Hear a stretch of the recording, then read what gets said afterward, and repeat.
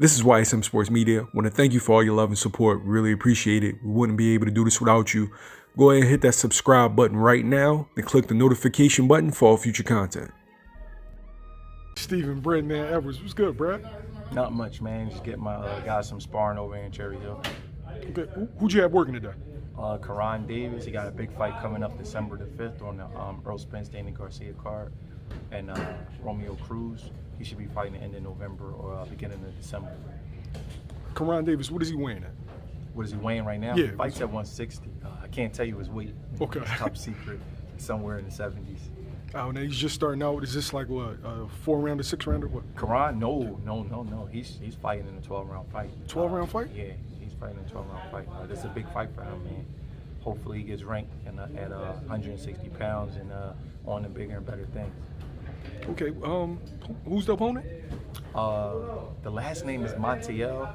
I can't pronounce his first name. He had a draw with Hugo Centeno his last fight. He's 21-4 with 20 knockouts.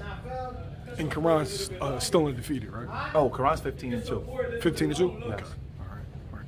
So, what is, like, I would imagine you've looked at tape. What does he bring to the table that would be an issue? He's a big guy, strong. He has a lot of experience. He switches a lot. He's only been stopped once. He was stopped by Jamie Munguia. So it's a real fight. It's definitely a real fight. He wants to fight Karan. Karan wants to fight him. So soldiers make volunteers make the best soldiers. So it's gonna be a tough fight. Now, I was watching him spar, right? He has a really, really good counter uppercut. Is that something that's like is constantly worked on, or is that like natural? I mean, he got a lot. Karan's a talented kid, man. He got a lot of good things, So we work on a lot of things. I just don't let people take the sparring or get into our pad work and stuff like that. But he has a full arsenal that hopefully be on display on December the 5th. Now, how many fighters are you currently working with? 4. All professionals or doing amateurs too?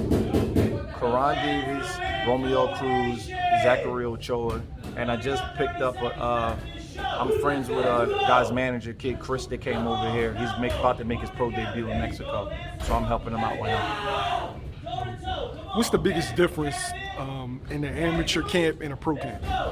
Less rounds and the pace is faster, but you still got to be dedicated. You still got to put your work in. It's just less rounds. You got to get your hands off a little faster.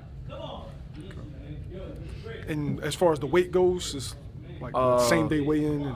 Well, that's a big difference. You fight closer to your natural weight as an amateur because it's hard to hold. It's hard to cut 20 pounds and hold it for a 5-day tournament. So you fight closer to your natural weight as an amateur. The pros kind of cheat a little bit with their weight. They cut a lot of weight and then put it back on, and they got 36 hours for the weigh-in. So what differences you make? Like a guy's done with the amateurs, he's about to make his debut. Is there like a specific change that you make right away? We box more rounds. That's the first thing, and then we increase the time of the workouts. Pretty simple. So whatever he's running, we make it longer. Do more sprints, do more miles. Just make everything longer because you gotta have more staying power. You gotta have more endurance. You know what I mean? As they say, class shows over time. 3-round fight. Best fighter don't always win the 3-round fight. Sometimes it's the taller guy, the guy with the better reflexes. But the best guy usually win the 12-round fight. Okay. Now I gotta ask you. Of course, they're gonna kill me if I don't. Lastly, you were with Unified Champ Julian Williams. You chose to walk away. Thoughts on you leaving? I just don't work with him no more. That's just that. Sometimes, we had a good run. It was 10 years. Just time to go in a different direction. So, no, I don't want to give out no clickbait and all that. I'm not into that, man. Okay, respect that. It's a big fight this weekend. Gervonta Davis, Leo Santa Cruz. How do you see that going? I like Davis, but I do think that Leo Santa Cruz will give a good account of himself. I think he wants to win the fight. He knows how dangerous Davis is. So I think it's going to be a good fight, but I just think that Davis is a little bit too young, a little too fresh, a little too big. Do you feel like the output is going to give Tank problems in the early part of the fight? I think the output could get you clipped in the early part of the fight. If you throw too many punches early, you can get clipped.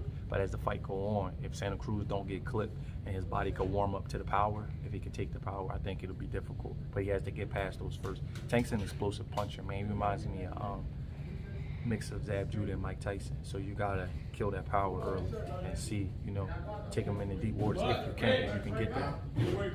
What's the strategy in going against a big puncher? Like if you have a guy who's like a boxer, quick guy. You gotta touch the body, even if it's not with big shots. You gotta touch the body. Kind of flatten the tires a little bit. Keep yourself from getting ran over. Gotta have a sense of awareness, because the punch that you don't see is the punch that hurts you. So you can't lose eye contact with him. A lot of guys that punch, they hit you with sucker punches. If you watch Tank, he'll be in a clinch. He'll act like he's breaking out of a clinch, and boom, he'll knock your head off. So your sense of awareness got to be up, because if you get to see the shot, you get to clinch it. So you always got to keep going over, stand in punching position, stand in position where your eyes is on him at all times so you can see the punches. Hands up defense, man. You got to touch the body, and you got to figure out a way to break his rhythm up. Everybody got a rhythm that they fight to. You could break a guy's rhythm up with feints or a little bit of movement, things like that. You can kind of get to, because once your body get warmed up to the power, you can take it better. It's the initial shock of it is what hurts you. Now, COVID-19 affected everybody. Was your gym still open? Were you still active with your fighters? No, not really. No, I actually wound up catching the COVID in July, man. It was serious. So, I got back in the gym around July. I caught it, took off a little bit more, and now I'm back for good.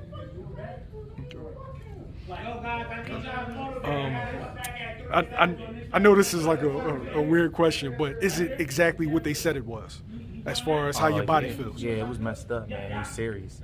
I thought I was on check at one time, man. Yeah? Yeah, it was serious, yeah.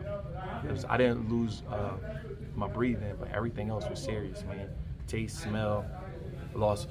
I'm still not back to my normal weight, man. I lost about 15 pounds. It was rough, you know what I mean? But, I prayed, got through it. I'm all right now. What's your thoughts about all the precautions now for boxing, like the bubble? Have you had to go into the bubble yet? Yeah, it's real. People make up their own little narratives and act like it's not a real disease, but it's real.